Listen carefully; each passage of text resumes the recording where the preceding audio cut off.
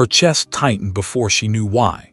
The restaurant was loud, laughter and clinking glasses everywhere, but inside her body it was as if every sound became a blade.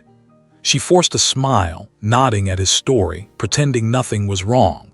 But underneath the table her hands were trembling, gripping her napkin so hard the fabric tore. She didn't understand it then. Why moments of love and connection always carried the weight of panic, why intimacy felt like danger. All she knew was that the harder she tried to hold everything together, the more exhausted she became. The mask of perfection was heavy, and it was slipping. But the truth is, the wound she carried was never about the present moment. It was old, ancient in her bones. It was the abandoned child who learned that love could be taken away at any second. It was the shamed teenager who was told she was too much and not enough in the same breath. It was the young woman who silenced her voice to be chosen, even when her silence destroyed her. Trauma doesn't just live in memory, it carves itself into the body, shaping how we breathe, how we trust, how we love. And here is the hidden cost. The longer she clung to the pain, the more her feminine power drained away. Because power in its true sense, the feminine kind, cannot coexist with a heart chained to old wounds. It withers when we perform instead of feel. It collapses when we beg for crumbs instead of embodying worth. That is why letting go is not passive. It is not weakness. It is a radical act of reclaiming life from the grip of the past. Think of it this way. A tree cannot grow new branches if its roots are strangled by old, rotting weeds. You may water it, polish its leaves, even decorate it with lights, but deep inside, the life force is blocked. Trauma works the same way. You may succeed, smile, or even love, but without tending to what suffocates the roots, you remain unfree. Healing begins the moment you realize the weeds are not the tree. The pain is not who you are. She didn't know this at first. All she knew was the endless cycle of self-abandonment, pleasing to be safe, shrinking to be accepted, sacrificing her softness because the world taught her softness was dangerous. She thought control would protect her. If she kept everything tidy, her body, her words, her emotions, then maybe she wouldn't be left again. But control is a cage, and cages always rust. One day, no matter how hard you polish the bars, you find yourself staring at the truth. You are imprisoned inside your own defenses. Heavy, isn't it? The paradox that what once saved you, perfection, silence, control, is the very thing that keeps you from living now. Jung called this the shadow, the part of us that remains unseen but rules us from below. For her, the shadow was fear disguised as discipline, loneliness disguised as independence, rage disguised as calm. The shadow always leaks out, even when we think we've buried it. And until we turn to face it, we cannot step into wholeness. What she didn't know, what you may not know yet, is that letting go is not about erasing the past. It's about turning toward it with eyes wide open. It's about walking into the dark room you've avoided for years and realizing the monsters are younger versions of yourself, still waiting to be held. Letting go means loosening the grip of the old story, so your hands are free to touch life again. Imagine her one night, sitting on the edge of her bed, shoulders curled inward, unable to hold back the sobs anymore. The mask finally cracking, the grief spilling out. It felt like breaking, but in truth it was the beginning of mending. Because only when the heart breaks open can the light seep in. Only when the old self collapses can the real one rise. This is the descent, the moment the heroine steps down into the underworld of her psyche. She cannot rise yet, not until she faces what she has long buried.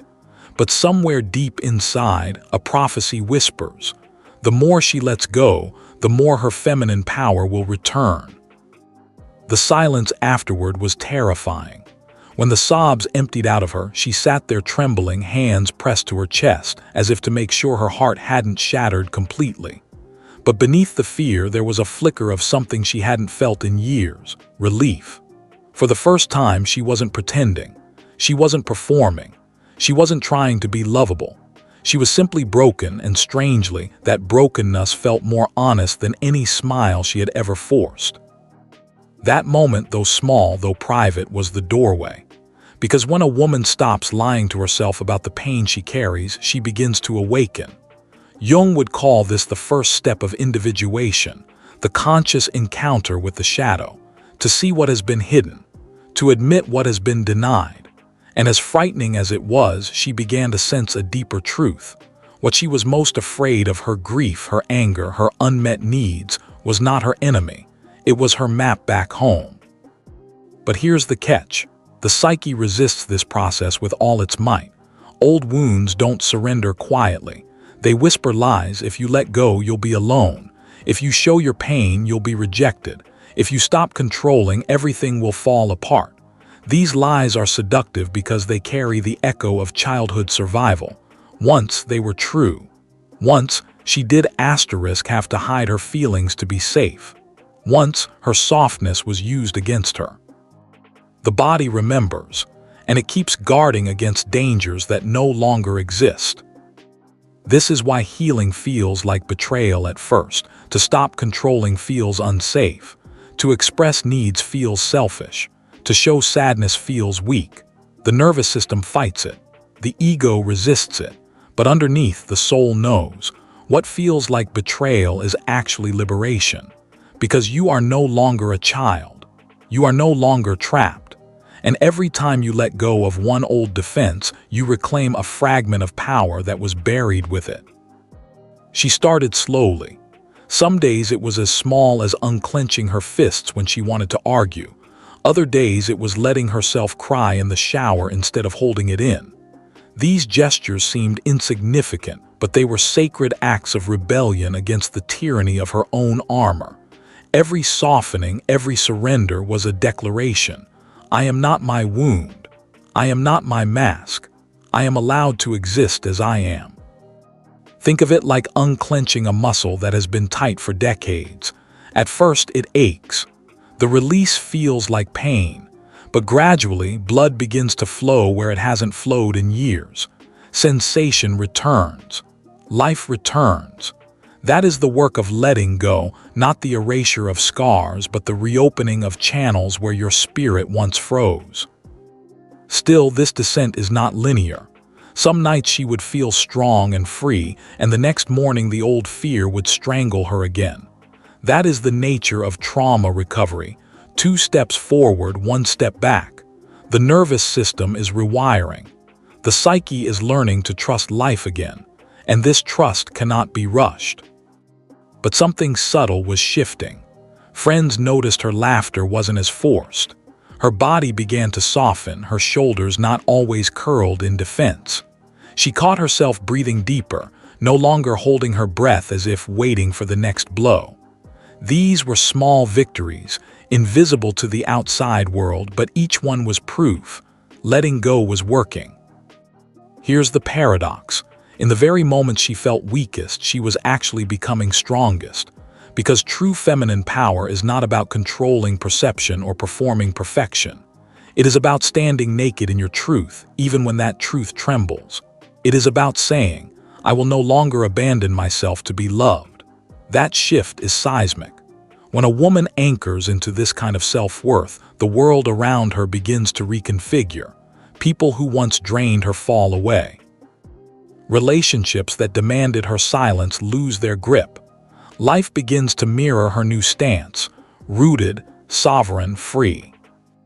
You may feel it too, the way her story brushes against your own. Maybe your chest tightens at the thought of surrender. Maybe your body recognizes the tension she carried because you've carried it too. That's not coincidence. It's the archetypal wound of the feminine, generations taught to endure, to shrink, to stay silent. But what was passed down as survival can end with you. You are the one who can break the pattern. And this is only the middle of her journey. Because while she has begun to loosen her grip, the deepest confrontation still awaits. Letting go of control was just the first crack. Now she must face what the control was hiding, the raw grief, the unmet longing, the forgotten self. That confrontation is where the real alchemy begins. The confrontation came quietly, almost deceptively. She thought healing would be thunder and lightning, some grand revelation. But instead it was a memory, ordinary and sharp, returning without warning. A kitchen table, the sound of a slammed door, a little girl frozen in her chair, watching a parent's anger erupt like a storm, her small hands gripping her knees, terrified to breathe too loudly. That night had etched itself into her bones, and she had lived ever since with the vow: if I stay quiet, if I stay perfect, I will not be hurt again. This is the hidden root of trauma, the contracts we sign with ourselves as children. They are written in invisible ink, yet they govern our whole lives. Don't speak, don't need, don't feel. These contracts keep us safe in the moment but enslaved for decades. Jung called this the complex, an autonomous fragment of psyche, split off and ruling us from the shadows. And when a woman begins to heal, she must come face to face with these old contracts and ask, do I still want to live under their law? At first, she resisted. To even consider breaking the vow felt dangerous. Her body remembered the cost of speaking, of crying, of needing. The child within her still be. Leave the world would collapse if she let those truths rise. This is why healing often feels unbearable.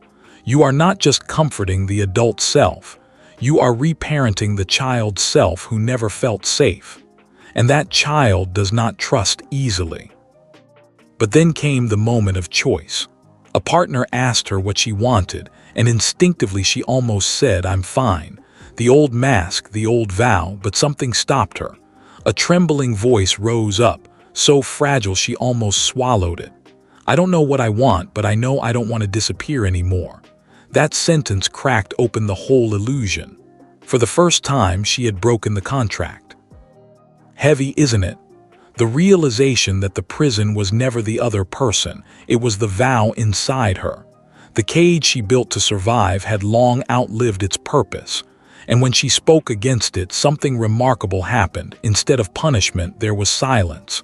The world didn't collapse. The storm didn't return. It was just her breathing alive. That silence was freedom. This is where the alchemy begins. The grief she had buried began to surface, not as an enemy but as a teacher. She allowed herself to cry for the little girl who never felt safe. She allowed the rage to burn for the years she had been silenced. These emotions, once terrifying, now became fuel. Because when felt fully, grief softens the heart and rage clears the boundaries. They are not signs of brokenness but signs of life. Think of it like a river that had been dammed for years. The water stagnated, dark and foul, hidden behind walls of control. But once she cracked the dam, the current surged. Pain rushed through her body, yes, but so did vitality. The flow was messy, unpredictable, overwhelming at times. But with every surge, she grew more alive. That is what letting go truly means. Not avoiding the flood, but trusting that you can survive its waves. Jung said, one does not become enlightened by imagining figures of light, but by making the darkness conscious. She was living that truth now. Every shadow she faced, abandonment, shame, fear, was no longer a curse but a doorway. The darkness was not destroying her, it was demanding to be integrated. And as she met each piece of her shadow, she discovered that her feminine power was not about sweetness or submission. It was about wholeness, to be fierce and soft, to be grieving and radiant, to be messy and sacred. And maybe you feel that call within yourself too, the pull to stop hiding behind vows that no longer serve you, the longing to finally say, I am allowed to take up space. This is not selfish. This is not weakness. This is the reclamation of your original birthright, to be whole. But the journey is not finished yet. She has faced the shadow, yes, but now comes the mirror. The moment where she must decide whether to live differently, not just feel differently. The moment where insight must become embodiment. The mirror came unexpectedly, as mirrors often do. Not the kind made of glass, but the kind life holds up when you are finally ready to see yourself. She was sitting across from a friend, listening as the woman poured out her own story of exhaustion and self-betrayal. Every word echoed like a haunting refrain, smiling through pain, apologizing for existing, loving men who gave only half their hearts. As she listened, she felt the sharp sting of recognition. It wasn't just her friend's story, it was her own, staring back at her unflinching. In that instant, she saw it clearly. Healing was not just about feeling the pain, it was about choosing differently. Otherwise, the cycle would continue. Trauma does not end when you name it. It ends when you stop repeating its patterns. And this is where most people falter, because insight is safe, but action risks everything. The mirror does not flatter. It shows the cost of staying the same. For her, the cost was obvious now. A lifetime of shrinking, silencing, betraying herself for the illusion of love. And the question thundered in her mind, will you keep paying that price? Or will you finally live as though you are worthy? This is the razor's edge, the turning point of every heroine's journey. To walk forward meant loss. She knew it. People who benefited from her silence would resist her voice. Those who fed on her perfection would recoil from her honesty. There would be loneliness, misunderstandings, maybe even heartbreak. But to walk backward meant soul death. To stay small, to keep the vow of silence, was to wither in plain sight. It's in moments like these that true feminine power is forged, not in the ease of being adored, but in the fire of being authentic. To say *no when the world expects *yes*. To speak when trembling. To choose herself even if it means walking alone. That is power, not domination, not control, but radical self-loyalty. So she began. The shifts were subtle at first, but they carried weight. She said no to favors that drained her. She left messages you answered when her body begged for rest. She spoke her needs out loud even when her voice cracked. These were not grand gestures, but they were revolutions in her nervous system. Each act rewrote the contract. Each act said, "The girl who once froze at the kitchen table is safe now. She has me." And life began to mirror her new stance. Some relationships fell away as if they could no longer survive in the oxygen of her truth. It hurt, but it also cleared space. Into that space came moments of unexpected tenderness, a genuine smile from a stranger, a deeper conversation with a trusted friend, the soft joy of being at peace in her own company. These were not rewards but reflections. Life was showing her who she was becoming. Notice this, as she let go of the old defenses, her energy changed. No longer rigid, no longer begging, no longer armored. People could feel it. She radiated the quiet confidence of someone who no longer bargains with her own worth. That is the paradox of feminine power. It does not roar, yet it moves mountains. It does not demand, yet it transforms every room it enters. But here is the hardest truth. Letting go is not a one-time event. It is a practice. The old wounds whisper still. The child within still trembles sometimes. Healing is not about never feeling fear again. It is about refusing to let fear choose your path. Every day she recommits to this. Every day she chooses authenticity over approval. Every day she returns to herself. And perhaps you can feel the weight of this mirror too. Maybe you see yourself in her story, the moments where you traded truth for safety, love for silence. The mirror does not judge, it simply asks, what will you choose now? Because the more you let go of the lies that once protected you, the more your original power will rise to meet you. There came a night when she finally understood what all the breaking, grieving, and trembling had been preparing her for. She stood at her window, the city humming faintly below, and felt an unfamiliar stillness inside her body.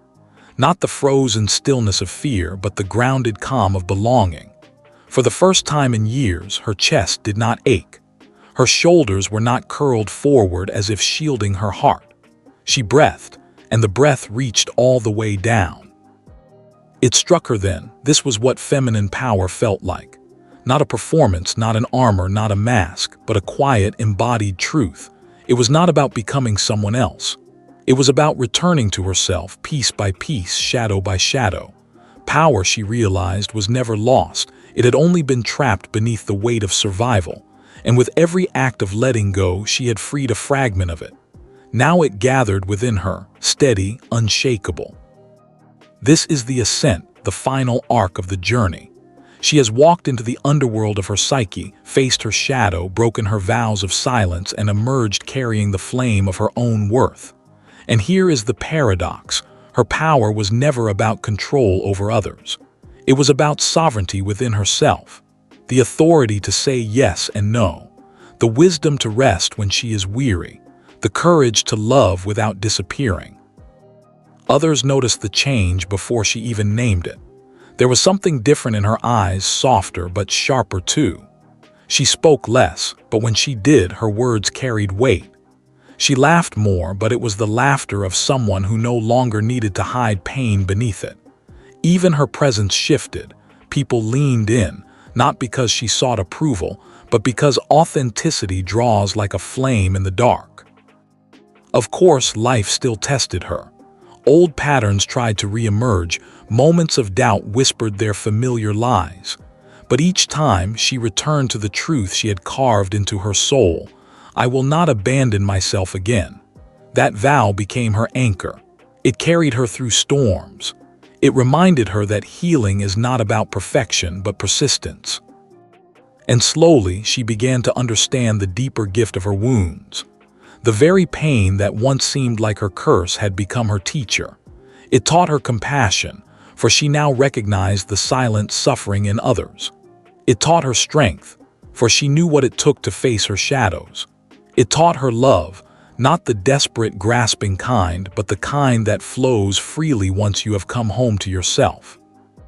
Jung called this individuation, the weaving together of every fragment, light and dark, into a wholeness that no longer hides. Maybe you can sense this possibility for yourself too. The truth that your feminine power was never destroyed, it only waits beneath the armor. And every time you soften, every time you speak truth, every time you choose authenticity over performance, you call it back. The process is not easy, but it is sacred. Because when a woman returns to herself, she does not heal alone. She becomes a mirror, a guide, a living permission for others to do the same. And that is the quiet revolution. Not loud, not dramatic, but unstoppable. One woman at a time, unbinding herself from the past, reclaiming her voice, stepping into her worth. Like ripples in water, it spreads through friendships, through families, through generations. The wound is inherited, yes, but so is the healing. So as she closed her eyes that night, a final image rose in her mind, the little girl at the kitchen table. But this time, the girl was not alone. She was holding her hand. She was whispering, "You are safe now. You are loved. You are free." And with that, the circle closed. The wound was no longer just a scar. It had become the place where her power was reborn. And perhaps this is the moment for you too. The moment to let go of what no longer protects you, to gather back the power you thought was lost. Because the more you release, the more you will rise. The more you soften, the stronger you become. And one day, you too will look back and see that the wound was never the end of you. It was the doorway. If this spoke to your soul, share it with someone who needs to hear it. Leave your reflections below. Let your voice join this circle of healing. Because the world needs your story, your truth, your return to power.